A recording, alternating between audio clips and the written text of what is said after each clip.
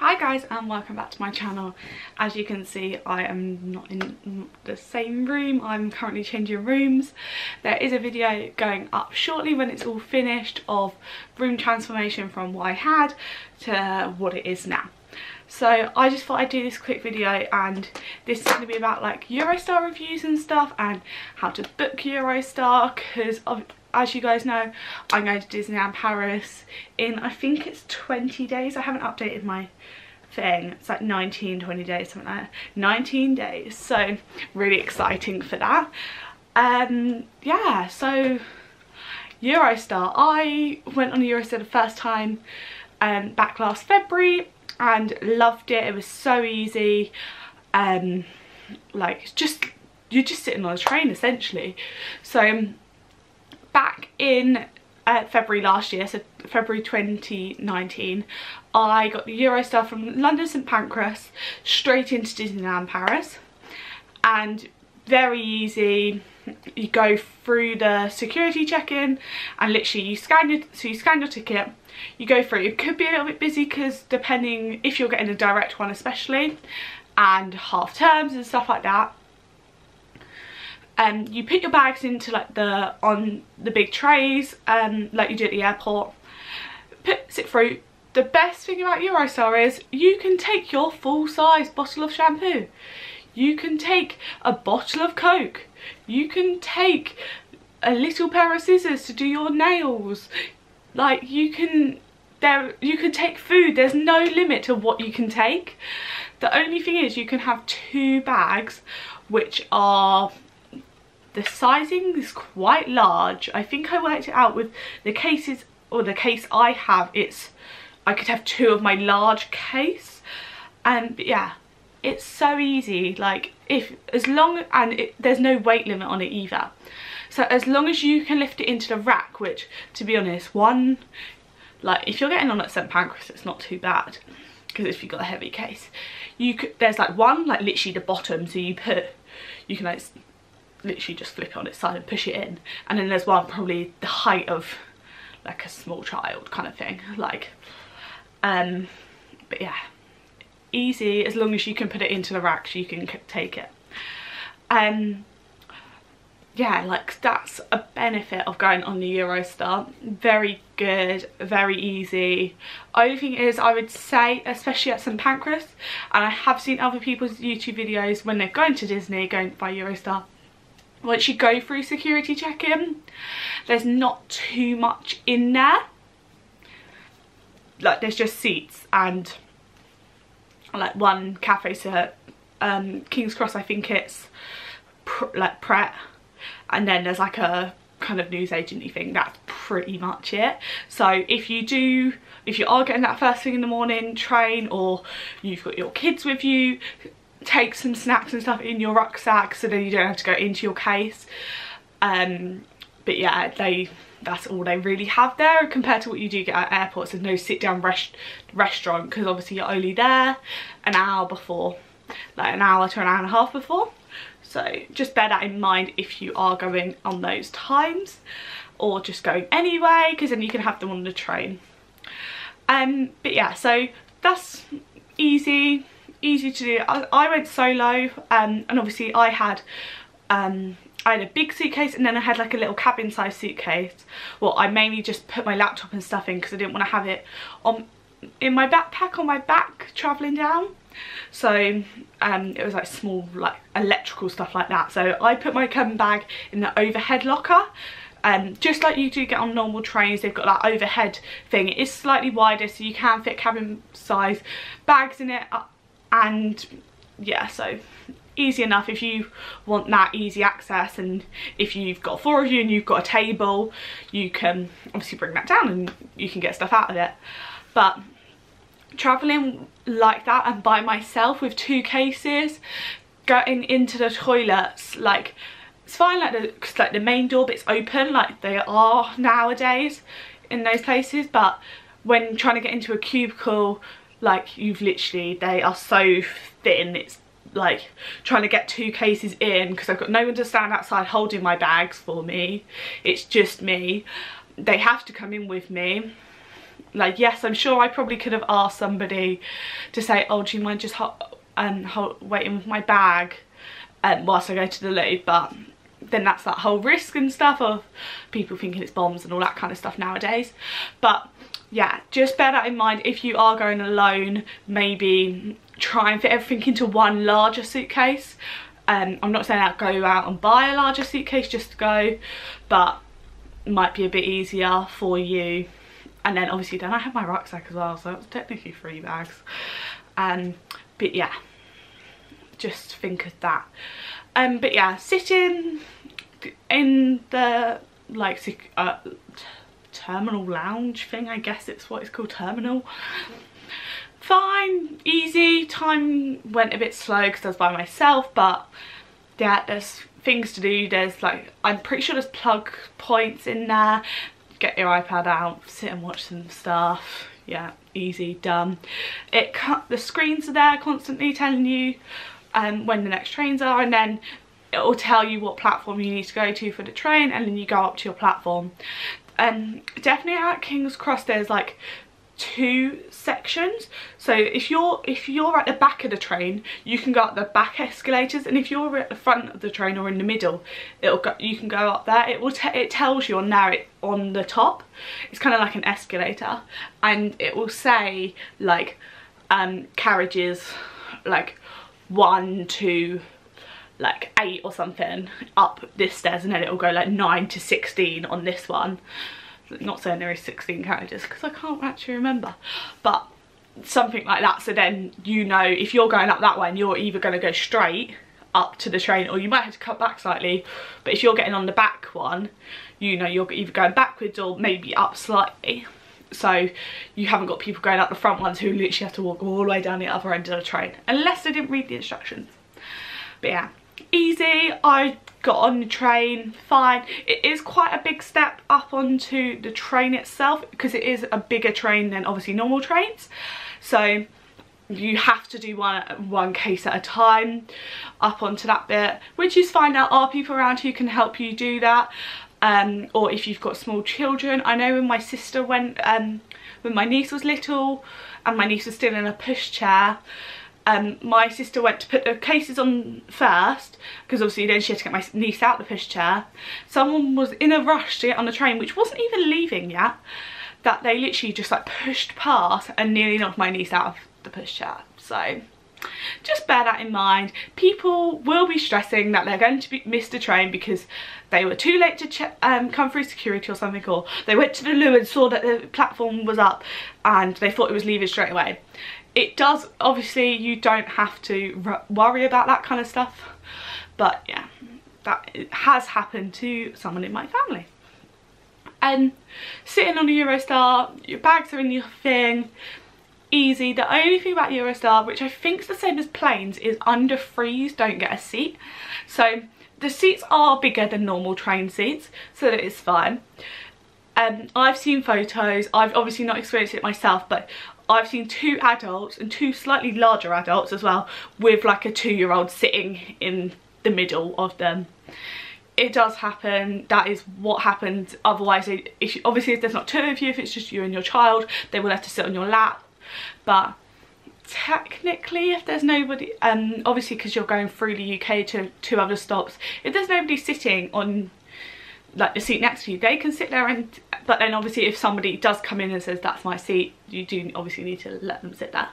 But not too bad. The kids can, I say you can run up and down a train. Not advisable because it will annoy everyone else, but if you're on the direct to Disney train, pretty much everyone getting on that train is going to Disney, so they're not going to mind if your little one is just like sitting in the little gangway alleyway bit because they just want to. I know when I went, there was like a family, there were like 2 families, but they were all together on their trip. They had 2 little ones who were nearly 3, so like that's a pretty much 3-year-old to go sit on your lap. And then there was like a slightly older child, so they shared 2 seats between the 3 little girls. And then there was like the mum and then that other daughter who was disabled, so had to make sure she was kind of sitting properly, and I think the mum was pregnant. Then the dad shared a seat, like they shared a free set of seats because technically the two younger girls don't have a seat, but to keep them all together, and then the other two parents sat on like another set of seats. But yeah, it can work. As I say, you can fit, like they fitted 3 adults in to a 2-seater. They are bigger seats, there's no restriction. Like obviously there are armrests, but you don't have to put them down. Getting direct to Disney, Disney Express was amazing. They come down the train and give you your tickets, ask you what hotel you're at, and ask you how many suitcases you've got, and then you can put your tags onto your suitcases. Then you can head straight into parks. But this isn't about that, it's about Eurostar. So on board they do have, I think there's 2, potentially 3. I didn't go around and explore the whole train, but there's like bars on board, but they are quite expensive because you can drink alcohol and take alcohol on board. If you're there and going on a hen do to France for the weekend, or you're going on a stag do to Amsterdam, you can take beers and wine and Prosecco on the train. There is nothing against you doing this. The only thing is you just can't be excessive, I believe. It doesn't say anything is restricted items. I'm going to go on the app now and see if it'll let me look, but I'm not sure. I don't think it will. It's saying there's like onboard entertainment. Oh, it's just bringing me up a YouTube video. But yeah, you can take stuff like that on the train with you. Like you can have a bottle of Coke sitting in your bag, like you can have snacks and stuff. I would advise doing this because I really like Diet Coke, as you guys probably know and seen in my videos. A can, as in a can like this, I know this is Pepsi, but a can was £1.50. £1.50? I can buy like 4 for £3. So just bear that in mind. I think there was like Pringles, like the little tub tubes, the small ones that you get. I think they were like £2.50. So just think of that. Obviously it is a target market. They know you're going to want something. They know you're going to pay it because you want it. But yeah, that is a bit ridiculous in my sense, so I'm making sure I'm taking some Coke with me next time. But yeah, like they're there. I'm pretty sure there's definitely 2, but I can't remember if there might be 3 or not. It'll tell you in on the announcement thing what carriage it's in, and yeah, rough, I think like it does in the normal trains, it like points you to the toilet, and I think it points you to like the cafe. It says cafe, I think it's like a little coffee cup. But you can also look this up when you book your tickets.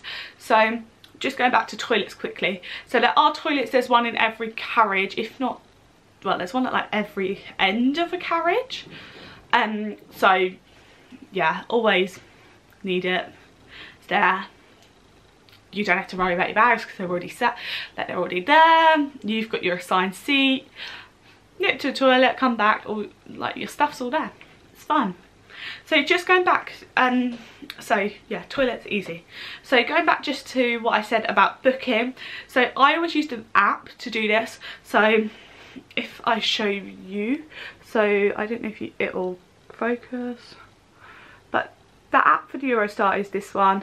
It takes you into the Eurostar app,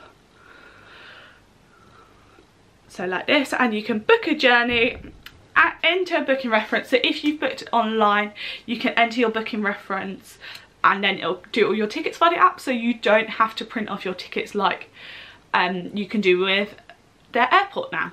So book a journey, I could do a return one way, where do I want to get on, where do I want to go, easy as that. Simple. And then it also tells you, you can go down the bottom.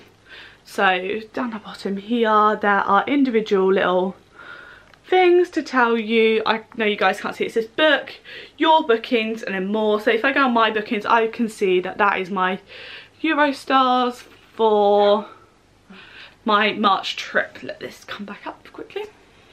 So I know that's when I'm going and coming out. So I can go on now, view ticket. That's my ticket right there. I can scan that at the desk.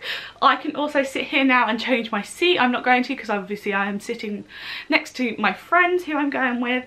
But yeah, I can view my seat. I know that when I'm going out, I'm sitting on a 4 table. Me and Katie are sitting there, and I believe, so we're in coach 13, I think it just said, and I think it might be, yeah, so coach 9 has the little cafe bit in it. So if you look on there, so you can see that, and then it will tell you my assigned seat is up here somewhere. There, so that's me there in the yellow, which you can't really see. So that highlighted one's me, and then the one next to it's Katie. So I know that if I do need a drink or something, we're sitting pretty much at the front of the train, because the premiere is like right at the very front. But yeah, we know we are pretty close to the cafe thing. There's a toilet at either end. We don't have to worry about those kind of things. But yeah, you can select your seats if you book direct with Eurostar. I believe if you book for a package with Disney or a package with anywhere and you're getting on the Eurostar, you can't book your seats, but that could be wrong. I know the company who I booked through, they just assigned you the seat, but I'm not sure if something like the Walt Disney travel company will give you your reference, you can book your seat. But if you book direct, which actually kind of works out cheaper, most into Disney trains are for an adult about £40 like each way, and obviously so that's £80 return. Straight into Paris you can get them for £30 each way. So you book your 2 times of your thing, a bit like you do your flight. So doing that is quite easy. Yeah, so I'm not 100% sure if you can pre-book them through Disney or not, but obviously they do try and keep you together as a group. So I have seen when I've went on to book a later trip, so my June trip, what I'm planning, I'm going direct to Disney. I have seen that there are bunches of like 6 booked, so that could be people book via Disney, or they've gone on to the Eurostar website and they've booked those 6 seats kind of thing. But yeah, it does happen like that, and they're not going to spread you all around and that. But yeah, for me Eurostar is very easy, especially if you're going direct into Disney. The train goes straight there. Like there's Ebbsfleet and Ashford, I think that's the right order, I don't really know, I didn't really pay much attention, in the UK where it stops at. So it picks up the rest of the UK Disney goers, and then the one where I was on stopped at Lille in France, and then there is the Disney stop after that. So once you're after Lille, it's about half an hour more to Disney, which is not a lot.